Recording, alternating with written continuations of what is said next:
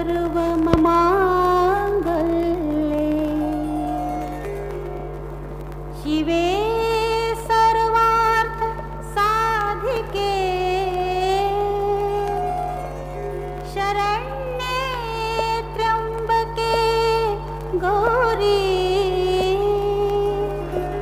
नारायणी नमोस्तुते।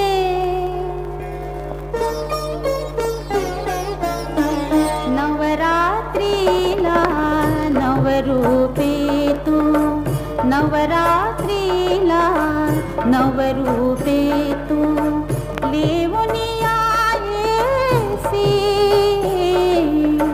अवघ्या रूपी। आदिशक्ती, महामाया, महादुर्गा, महाकाली, नारायणी, रणचंडी अशा अनेक नावांनी जिचे वर्णन केले जाते ती महाशक्ती देवता.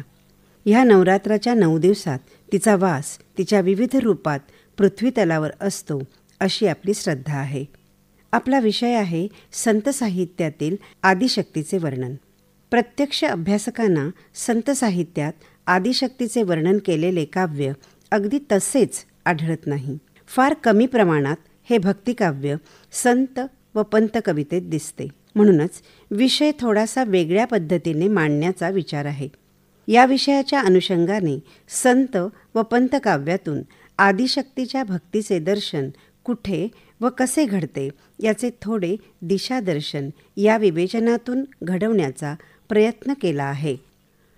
मराठीतील संत कविता ही विठ्ठल भक्तीची कविता आहे. संत ज्ञानेश्वरांनी घालून दिलेला सगुण भक्तीचा वारसा विठ्ठलाच्या सगुण रूपात पूजला गेला. या संतकाव्यात विठ्ठलालाच माऊलीच्या रूपात संतांनी पाहिले. त्यामुळे आदिशक्तीची भक्ती करणारे काव्य तसे संतकाव्यात फार थोड्या प्रमाणात दिसते. तू माझी माऊली मी हो तुझा कान्हा, पाजी प्रेम पान्हा पांडुरंगा, किंवा विठू माऊली तू माऊली जगाची, माऊली तू मूर्ती विठ्ठलाची वगैरे अभंगातील ओळी आदिमायेचे रूप त्यांनी विठ्ठलातच कसे सामावले त्याची साक्ष देतात. संत जनाबाईंचा अभंग तर प्रसिद्धच आहे. या विठुरायाला त्यांनी लेकुरवाळी बनवून टाकले. विठू माझा लेकुरवाळा संगे गोपाळांचा मेळा, किंवा ये ग विठाबाई माझे पंढरीचे आई असा आर्त धावा त्या करतात. संत कान्होपात्रांनी सुद्धा विठ्ठलाला माऊलीच्या रूपात पाहिले. पंढरपूर हे आपले माहेर आहे असेच ती म्हणते. दीनपतित अन्यायी शरण आले विठाबाई, मी तो आहे यातिहीन न कळे काही आचरण, मज अधिकार नाही भेटी देई विठाबाई. सावतामाळी या संतानेही विठोबाला माऊलीच्या रूपात पाहिले. कांदा मुळा भाजी अवघी विठाई माझी असे तो म्हणतो. कमी जास्त प्रमाणात सर्वच संतांनी विठोबाला माऊलीच्या रूपात कल्पिले आहे. तीच आदिशक्ती तीच आदिमाया असे त्यांचे विवेचन आहे.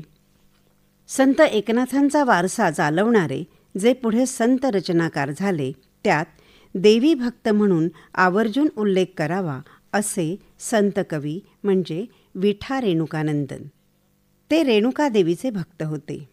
त्यांनी त्यांच्या घराण्यातील रेणुकादेवीची उपासना पुढे चालवली. प्रत्यक्ष रेणुका मातेकडूनच त्यांना परमार्थाचा बोध झाला असे त्यांनी आपल्या काव्यात नमूद केले आहे. त्यांच्या नावावर सीता स्वयंवर हे कथाकाव्य व काही पदे आहेत. रेणुका मातेचा दृष्टांत झाल्याचा अनुभव त्यांनी एका पदात व्यक्त केला आहे. उघडेची लोचन उघडेची निधान, उघडिया आत काय सेव वो माय, मनाचे मुरलेपण तेथे कैचे मीपण, श्रुती हरपली खूण कैची वो माय.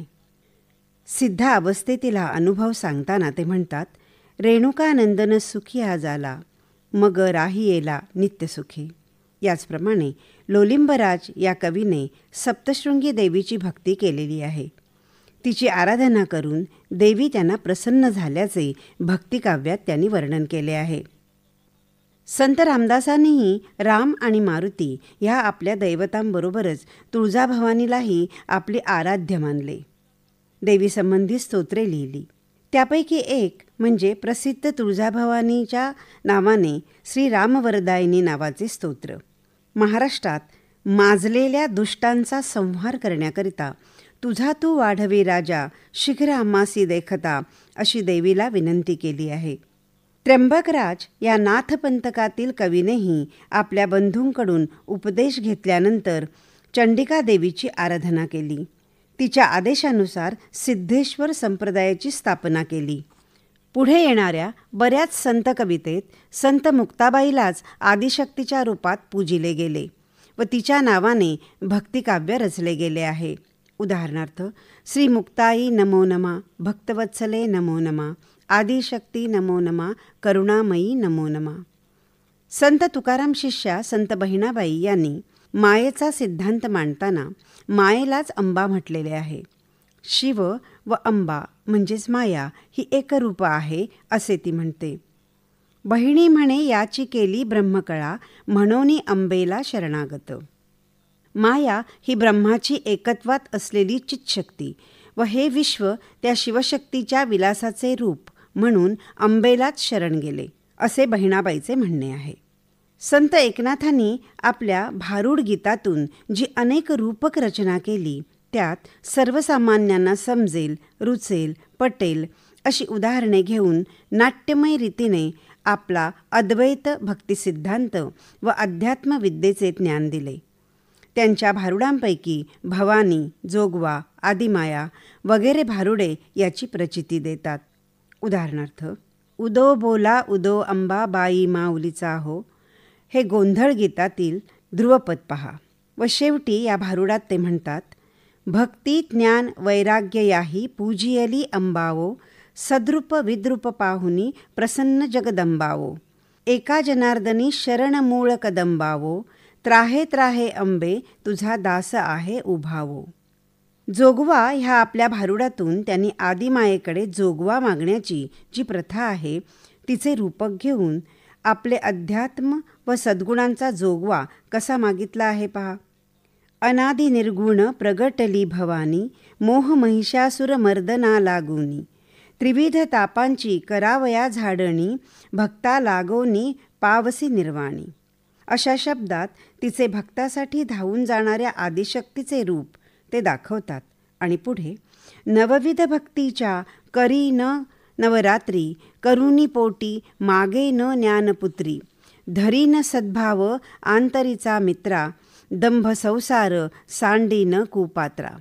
अशा शब्दात दंभ सांडून सद्भाव जागृत करण्याचे वचन ती देते. देवीकडे तो जोगवा मागते. या पुढील ओळी तर एकनाथांच्या रूपक कवितेचा उत्कृष्ट आविष्कारच आहे.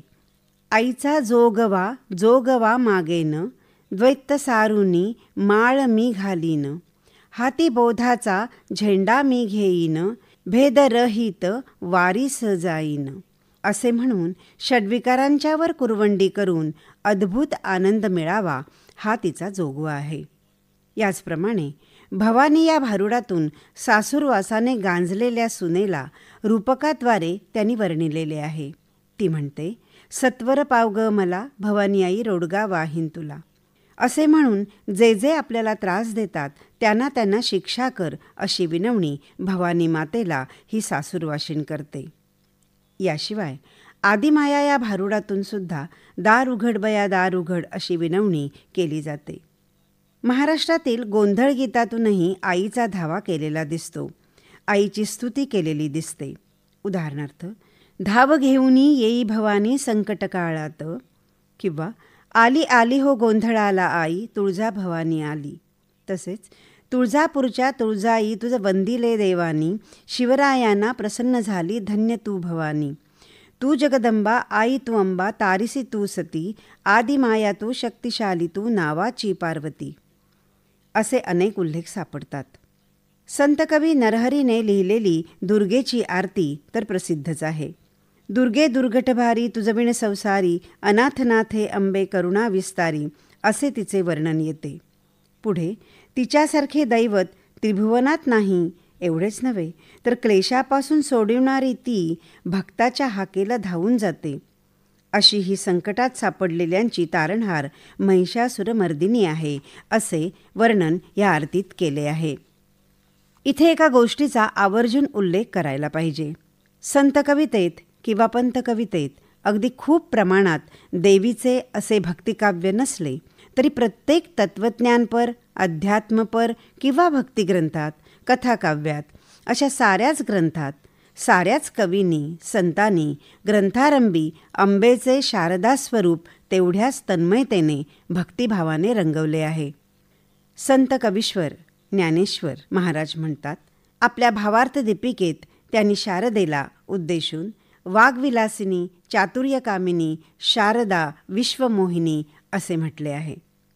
तर संत रामदासांनी आपल्या दासबोधात तिचे आवाहन करताना म्हटले आहे, आता वंदिन वेदमाता श्री शारदा ब्रह्मसुता, शब्दमूळ वाग्देवता महामाया. जे शब्दाचे अभ्यंतर उकलून दावी, जे प्रत्यक्ष पाहता नाडले, जयेचा पार ना कळे ब्रह्मादिकासी. जे परमार्थ मार्गीचा विचार निवडून दावी सारासार, भवसिंधूचा पैलपार पाववी शब्दबळे. ऐसी बहुवेशे नटली माया शारदा येकली. संत रामदासांनी दासबोधाच्या पहिल्या दशकातील 3ऱ्या समासात शारदा स्तवन केलेले आहे. अतिशय अप्रतिम तिचे रूप, लावण्य, कर्तृत्व रामदासांच्या शब्दांनी झळाळून गेले आहे. शेवटी ते म्हणतात, थोराहुनी थोर जे ईश्वराचा ईश्वर, तयेसी माझा नमस्कार. तिचे वर्णन करताना तिला दिलेली संबोधने पहा. ब्रह्मादिकांची जननी, जीवनमुक्तांची मुक्ती, लावण्यखाणी वगैरे वगैरे. अशाच प्रकारे संत एकनाथ, कृष्णदास श्यामा वगैरे संत कवींनी शारदारूपी सरस्वतीचे हे रूप वर्णिलेले आहे. आदिशक्तीचे म्हणून भक्तिकाव्य संत साहित्यात वेगळे दाखवता येत नसले तरी आदिशक्तीच्या ह्या सारस्वती रूपाला त्यांनी भावभक्तिमयतेने गायले आहे. महाशक्तीच्या सृजनरूपाला त्यांनी भक्तिपूर्ण नमन केले आहे असे म्हटल्यास वावगे ठरणार नाही. शांत रूप शांता दुर्गा माझी श्रीकालिका माता. शांत रूप शांता दुर्गा माझी श्रीकालिका माता. दर्शनास मन व्याकुळले भेट दे